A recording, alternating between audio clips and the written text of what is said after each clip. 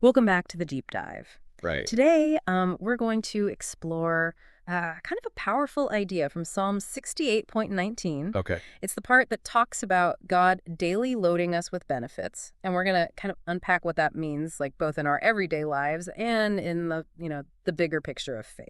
Yeah. Have you ever stopped to think about what your daily load of benefits might be? That's a good question. What comes to mind when you hear that phrase? Well, what's fascinating to me is the psalm uses that word loading. Yeah. It's such an active visual word. It's not, like a passive dripping of blessings. Yeah. It's deliberate and abundant. Okay, I love that. It's like getting a delivery every morning, but instead of packages, it's blessings. Right. And speaking of mornings, the source connects this back to Lamentations, Oh, yeah. which is, a book in the Bible that reflects on hardship and exile. But even in that context, it emphasizes that God's mercies are new every morning. Hmm. It's almost like a spiritual reset button, Oh. you know? Yeah, I think that's a really good point. And it kind of sets the stage for understanding these benefits Okay. because the source makes a point of saying that salvation is like the ultimate benefit, the foundation for everything else. Now, that's something I've always kind of wondered about. We Uh-huh. hear so much about salvation, but how does that concept from, thousands of years ago translate to our lives today? Yeah. What does that kind of foundation actually look like? Well, the source points to John 3.16. That famous verse about God so loving the world that he gave his only son. Right. Salvation is rooted in that love, that incredible act of, offering a path to eternal life. Like it's bedrock of knowing deep down that we are loved and valued beyond measure. So it's not just about what happens after we die. It's about having this core sense of worth and belonging right now. Exactly. And I think that's where the daily benefits come into play. Okay. They're expressions of that love made tangible, woven into the fabric of our everyday lives. They help us actually experience that love, not just in theory, but in the nitty-gritty moments of our day. Okay, so it's like salvation is the blueprint and the daily benefits are the building blocks that make up the house we live in, Yeah, the life we experience. that's a great analogy. Thanks. And just like a house needs, different types of materials, Right. wood, concrete windows, these benefits come in all shapes and sizes. The source specifically mentions things like protection, peace, and joy. It's like a divine care package tailored to help us navigate the ups and downs of life. Yeah, I like that. And I'm curious, of all these benefits, which one jumped out at you as being particularly relevant to, say, a busy professional juggling work and family and, all the demands of modern life? Hmm. I think provision might be the most overlooked yet most crucial benefit for that kind of lifestyle. Oh, really? Yeah, we all have to think of provision in terms of material needs, food, shelter, money. Right. The Okay. basics. But the source encourages us to kind of expand that definition. Because let's face it, for many of us, those basic needs are met. Right. But there's a whole other level of provision that we might be missing out on. I think so. And the source actually uses that phrase, daily bread, from the Lord's Prayer, Matthew 6.11. Oh, yeah. What do you think that represents beyond literal food? If we think about what truly sustains us, what gives us the energy and resilience to keep going, it goes far beyond just what we eat. Daily bread could be that moment of clarity when you're struggling with a decision, or the support of a colleague when you're feeling overwhelmed, or even that burst of inspiration that leads to a breakthrough at work. Yeah. That's so true. It's like those moments of guidance, strength, or opportunity that show up just when we need them most, almost like those surprise energy bars you find at the bottom of your bag when you're about to hit a wall. Precisely. And recognizing those as forms of provision, as gifts from a loving source, can completely shift our perspective and deepen our gratitude. That's a great point. Because, it's easy to get caught up in the hustle and just chalk those things up to luck or coincidence. Yeah, But what if we started seeing them as part of our daily load of benefits? I like that. How might that change the way we experience those moments and even the way we approach our work? That's a question worth pondering, because when we see those moments as intentional as expressions of care, it fosters a sense of trust that we're not alone in the journey. Right. And that trust can fuel our courage to take risks, to pursue our passions, and to face challenges with a sense of hope. Okay, I'm already starting to feel a shift just thinking about it. So we've got this foundation of salvation, this amazing blueprint of love, and we're starting to see how provision can show up in these unexpected, often subtle ways. Hmm. What about protection? How does that concept fit into the picture, especially in a world that often feels chaotic and unpredictable? Well, the source mentions Psalm 91.11, the part about angels guarding our way. Okay.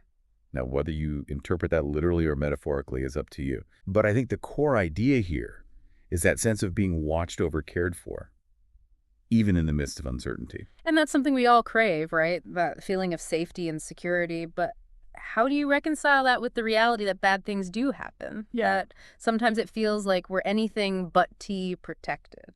That's where it gets really interesting because I think protection isn't necessarily about being shielded from all harm. Right. It's more about having the strength and resilience to navigate those challenges, Yeah. to find the resources we need and to ultimately emerge from those experiences stronger and more whole. Okay, so it's less about avoiding the storms and more about having the right gear to weather them and maybe even learning to dance in the rain a little. Exactly. And I think that's where faith plays a powerful role because when we believe that we're not alone, that there's a higher power guiding and supporting us, Hmm. it gives us a different kind of protection. Yeah. It's an inner strength, a Yeah. deep-seated trust that even in the midst of the storm, we're going to be okay. That makes sense. It's like knowing that even if we get knocked down, we have the ability to get back up, dust ourselves off, and keep going. Yeah. And, that reminds me of something the source mentioned about peace, that elusive peace that surpasses understanding. How can we even begin to grasp that concept, let alone experience it in a world that's constantly bombarding us with stress and anxiety? Well, the source references Philippians 4.7, where it talks about this peace guarding our hearts and minds. Okay. And I think the key here is that it's not the absence of chaos or difficulty. Right. It's a deeper sense of calm and stability that exists even amidst the turmoil. So it's not about everything being perfect or going our way. Right. It's about finding a center, a stillness within that's unshakable no matter what's happening around us. Precisely. And that's where it surpasses understanding. Because logically, we might think, how can I possibly feel peaceful when everything is falling apart? Yeah. But this kind of peace isn't based on logic or circumstances. It's rooted in something much deeper, Right. a connection to something bigger than ourselves. It's like tapping into a source of power that's beyond our own limited resources, right? Exactly. And the source actually talks about some practical ways to access that peace. All right. They mention things like prayer, meditation, and spending time in nature. Have you found any of those practices to be particularly helpful in your own life? For me, it's a combination of all three. Prayer helps me connect to that source of strength and guidance. Meditation allows me to quiet my mind and tune in to that deeper stillness. Yeah. And being in nature reminds me of the vastness and beauty of creation, which helps put my problems into perspective. That's beautiful. It's like creating a sacred space within and around ourselves Yeah. where we can reconnect to that peace, that sense of belonging and wholeness. Yeah. And I think that's something we all need, especially in the midst of our busy, often overwhelming lives. It's like hitting the pause button and remembering what truly matters. And it doesn't have to be complicated. Even Yeah. a few minutes of intentional quiet time, of simply being present in the moment, can make a world of difference. Okay, so we've talked about provision, protection, and peace. Right. What about joy? How does that fit into the daily load of benefits, especially when we're facing challenges or setbacks? The source makes a distinction between fleeting happiness, which is often based on external circumstances, and a deeper, more enduring joy that comes from within. Okay. They quote Nehemiah 8.2, which says, "The joy of the Lord is your strength." So it's not about pretending everything is perfect or putting on a happy face when we're struggling. Right. It's about finding a source of strength and resilience that allows us to face those challenges with a sense of hope and even, dare I say, a glimmer of joy. Exactly. And that kind of joy isn't dependent on our circumstances. It's rooted in our connection to something greater than ourselves, a belief that even in the midst of darkness, there's still light, still beauty, still goodness to be found. It's interesting. We often think of joy as something that happens to us, Mm-hmm. like a stroke of good luck or a happy coincidence. But what if joy is something we cultivate, something we choose even in the face of adversity? That's a powerful thought, because when we shift our focus from what's missing or wrong to what's present and good, we open ourselves up to experiencing joy in unexpected ways. Okay, so we've explored these different facets of being daily loaded with benefits, provision, protection, peace, and joy. Right. Yeah. But how do we actually translate that into our everyday lives? How do we move beyond the theory and start noticing and experiencing these benefits in a tangible way? Well, the source emphasizes the importance of awareness and gratitude. Okay. It's about paying attention to the small things, the seemingly ordinary moments where God's goodness shines through. So it's like training our eyes to see the blessings, the gifts, the little miracles that are already present in our lives, right? Instead of just rushing through our day on autopilot, we're actually slowing down, taking notice, and appreciating those moments. Exactly, and gratitude plays a huge role in this. The source encourages us to develop a daily practice of gratitude, whether that's writing in a journal, saying a prayer of thanks, or simply taking a few moments each day to reflect on the good things in our lives. Because when we focus on what we're grateful for, it shifts our whole perspective, doesn't it? It's like taking those mental snapshots of the beautiful moments, the kind things people do for us, the little things that bring us joy, and storing them up in our hearts so we can access them later, especially when things are tough. And you know what's fascinating is that gratitude actually has a physiological impact on our brains. Mm. Studies have shown that practicing gratitude can reduce stress, improve sleep, boost our immune systems, and even make us more resilient in the face of challenges. Wow, so it's not just a feel-good practice, it's actually good for our health. Right. And I think that speaks to the power of this whole concept of being daily loaded with benefits. It's not just about some abstract spiritual idea, it's about living in a way that actually enhances our well-being, our happiness, our overall experience of life. Absolutely. And the source also mentions the importance of spending time in nature, Yeah. connecting with something bigger than ourselves, and engaging in acts of kindness and service. All of these practices help us cultivate a sense of awe, wonder, and connection, which are essential ingredients for experiencing true joy and fulfillment. So it's like we're not just recipients of these benefits, we're also active participants in Huh. creating a more joyful, loving, and abundant world. That's a beautiful way to put it because when we recognize the blessings in our own lives, it naturally inspires us to extend that goodness to others. Okay, this has been so insightful, but I'm wondering, what about those times when it feels like the benefits are nowhere to be found? When Yeah. we're going through a really tough season and it feels like God is distant or silent, how do we reconcile this idea of daily blessings with the reality of suffering and pain? That's such an important question because let's face it, life isn't always sunshine and roses. There will be times when we experience loss, grief, disappointment, even despair. And in those moments, it can be incredibly difficult to see the benefits, to feel that daily load of goodness. It's like those dark clouds have rolled in and it feels like they're never going to lift. Right. And I think it's okay to acknowledge that, to not pretend that everything is fine when it's not. But how do we hold on to that belief in God's goodness, in those daily benefits, when we're in the midst of that darkness? Well, I think it's important to remember that even in the darkest of times, God is still present.